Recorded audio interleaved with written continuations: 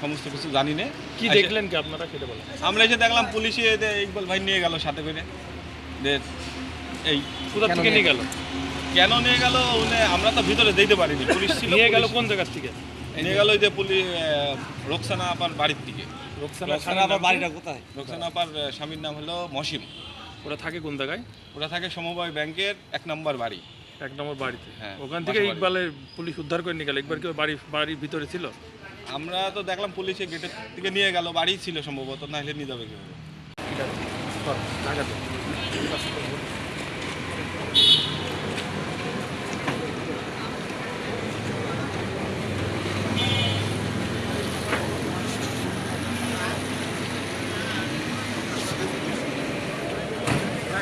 আসেন আসেন